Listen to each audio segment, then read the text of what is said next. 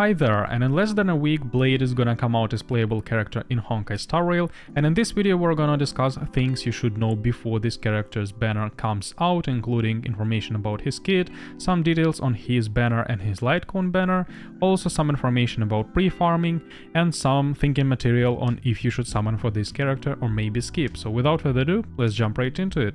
First, let's start from Blade's kit. This is Wind Destruction character, which revolves around consuming his own HP to deal a lot of damage to the enemies. His skill consumes some amount of HP based on max HP percentage of this character and enhances basic attack of this character. Also on top of that, it will increase outcoming damage and advance actions forward for this character by 100%, which means right after using your skill you will be able to use basic attack of Blade right after that. Also, it's really important to mention that if you don't have enough HP to use your skill, your HP after using skill will reduce to 1. Enhanced version of Blade's basic attack will also consume some amount of his HP and deal damage to main enemy based on his attack and HP stat at the same time, and also deal some additional damage to adjacent enemies. It's important to mention that your enhanced version of basic attack won't be able to generate skill points, while you will be unable to use skill while your basic attack is in enhanced state.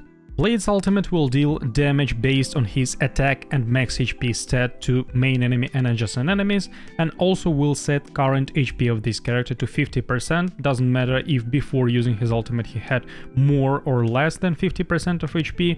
If he had less, he will just heal to 50%. If he had more than 50% HP, this will count as HP consumption or damage to himself. After using technique, he will immediately attack the enemy, and after entering the battle, he will consume some amount of his HP based on his max HP and deal some amount of damage based on his max HP to all enemies. Blade's talent is every time he takes damage he gains 1 stack of charge, and every time he gets maximum amount of these charges, he uses all of them to launch follow-up attack, which will deal damage based on Blade's attack and amount of HP which Blade lost during stacking up his charge, and after that it will restore some amount of Blade's HP based on max HP percentage.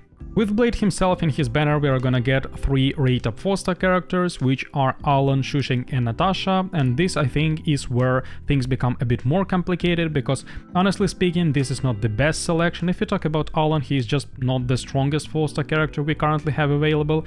If you talk about Natasha and Shusheng, both of these characters are really strong, especially for free-to-plays, but Shusheng was already available as rate-up character during Genuine's banner, while with Natasha we already had Seely's banner, and also we get one copy of Natasha completely for free just for playing story.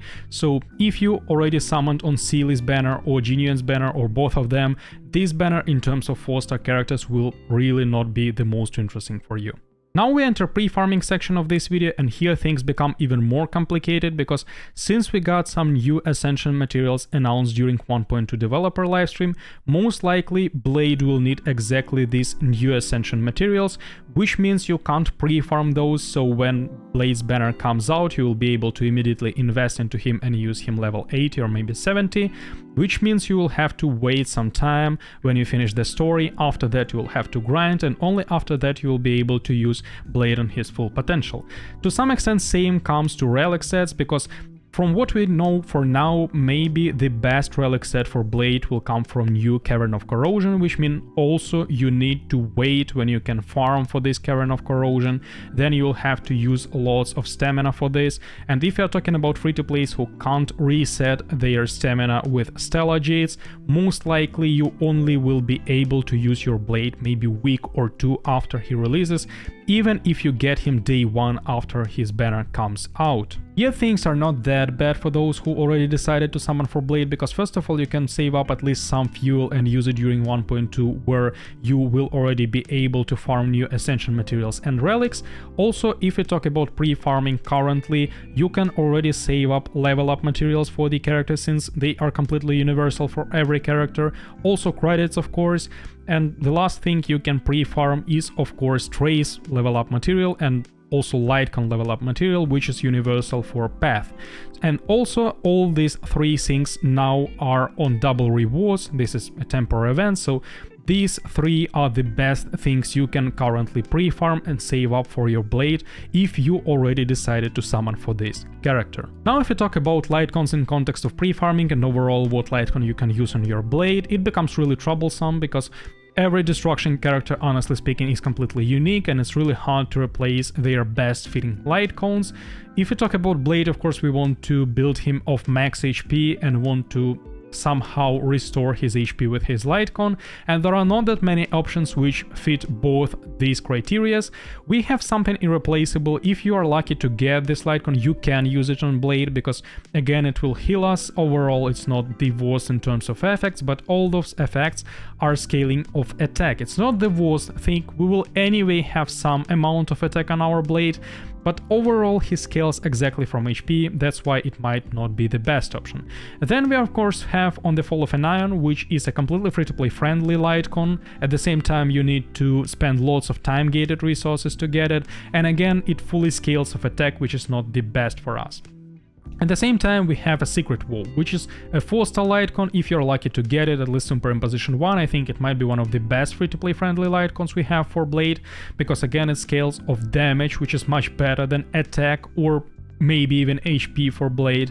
And at the same time we have additional effect, which is really good for Blade, because when we attack the enemies which have higher HP than us, we will deal additional damage. Of course, Blade is not Alan, he won't be able to stay at 10% of his HP all the time, but again we are talking about some replacements, that's why it's completely okay for us.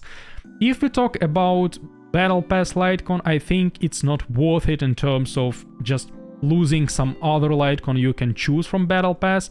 Of course the effects are not bad, but again they all scale of attack, which we don't really want. This is some kind of a problem for Blade, because honestly speaking, without his signature lightcon he might lose lots of his potential. And now, in the end of this video about what you should know before summoning for Blade, let's finally talk about should you actually summon for Blade and how efficient it is, because I completely understand that there are lots of people who missed or maybe even skipped 1.0, where we had 2 best DPS characters currently in the game. Then in 1.1 we of course had 2, even though aggressive, but to most extent supportive characters, and of course they can't fit the role of main DPS characters.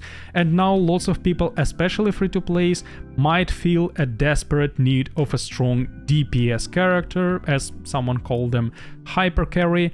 And here is a problem. First of all, Blade is really selfish, you need to invest into him a lot. In best scenario you want to use his exact light cone, you want to use some specific supportive characters like Locha and Jeopard, which again free-to-plays might not have. At the same time, still keep in mind that you can't use him immediately after you summon for him. You need some time to actually go through whole 1.2 story, then you have to grind for new relics, for new ascension materials, and only after that you will be able to use Blade efficiently.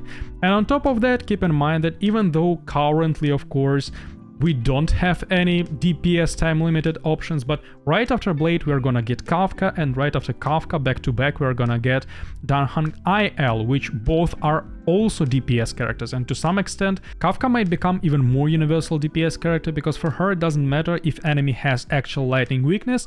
For her the only thing matters is if you have any DOT character of element which your enemy is weak to, then you can combine this DOT character with proper element with Kafka and you're good to go. If you talk about HONKAI, he is also to come out in future, and he is also a destruction type, so anyway you will have some replacements to Blade, and it's not the situation where Blade is the only DPS character for few updates and you won't be able to actually deal damage if you don't have him. At the same time, we all know that there is a husbando factor where you might just want to have Blade, doesn't matter if he's strong, if he's weak, if he heals your enemies, if he damages himself. He, by the way, actually does it.